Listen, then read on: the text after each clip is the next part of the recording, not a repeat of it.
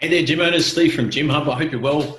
Today's short video, I wanted to share quite a negative experience in getting negative feedback. If you sometimes drop the ball in customer service, or if you get negative feedback from one of your clients, and how to handle it, and yeah, just share my experience with it.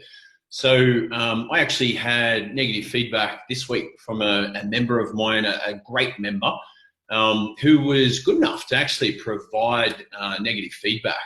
I think the first thing I would recommend in this case is always try and get to it quick. So as soon as you hear that someone's a little bit unsettled or there's something wrong, make yourself available, change your schedule around to actually get on the phone, reach out to them and figure out what's going on. So that's number one, is respond quick and do it personally. Stay away from SMSs and Messenger and that type of stuff, and perhaps don't send your manager in to try and sort of tidy up the work.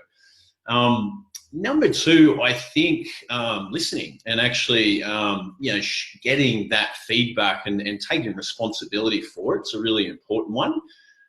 It's not easy, if I'm honest, to hear negative feedback about the way you've delivered a service or a product or something. It is your baby. It's like hearing, that someone criticizing one of your kids or something like that. Your first response, I think, in human nature is to go, oh, that really hurts. And I think it's easy to, justify why perhaps you did something a certain way and justify, almost sort of double down. From my experience, it doesn't help the member, and it doesn't help you, because you don't actually learn from the experience and you don't actually get an opportunity to help that person again. So just to recap, I think moving quickly and making yourself available to sort of reach out to that person is important. Number two is take full responsibility for a failure to provide the service in a manner that that client was after.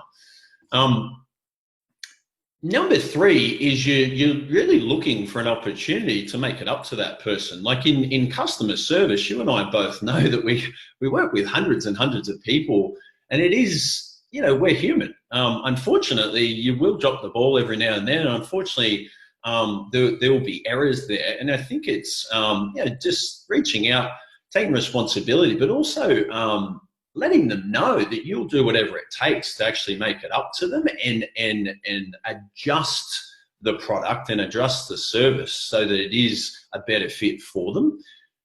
In my experience, like in gyms, whenever we've had something like that happen, some of the best relationships, some of the people that have been at a gym for 8 years, it's often come from someone who at some point had a bit of an issue. Maybe they, direct debits had charged them too much, or they'd had a run-in with myself or one of our team. And through sort of going through this process and reaching out and offering to help and taking responsibility, trying to make it better, you create an amazing relationship. You have that ability to then keep an open line of communication, which is really rare. But it's like a next level relationship where you're no longer, thinking one thing and then saying another, but instead you're both actually just saying exactly where you're at and what you need. And the best relationships, the strongest relationships, that I believe, are the ones that have that sort of open line of communication. So number three is, I guess just giving that person confidence that you are going to spend the rest of your relationship thanking them for the opportunity to make it up to them, but also, improving yourself. Number four is the improvement part. So I had negative feedback this week, and as soon as I got over that pride part and that sort of punch in the belly where I thought, oh shit, that really hurts to hear that, it was a great opportunity for me to actually do some soul searching and some deep thinking. I looked at opportunities to upskill myself and but also to change the way we're delivering the product and service so that it's better. I had a similar conversation about 6 months ago, and it was the catalyst for a huge and dramatic improvement in our actual program. So I just wanted to share my experience. It's humbling. Like it's really it's negative in one regard, because you never want to drop the ball, and you never ever want to feel like you've let someone down. But at the same time, we're human, and it's customer service, and it's going to happen from time to time. And I think the way you respond is the most important part. And I think you know, I'm hoping in sharing my experience that you guys can continue to you know, provide a great service in customer service, and keep those great relationships that you want to, but also you know, use the negative to turn it into a positive and actually grow as a person and improve your business. I'm Steve from Gym Hub. I run my own gym. I'm a business mentor, and I'm learning like you guys every single day. And I challenge you to think about your week. Think about, you know, what have I learnt?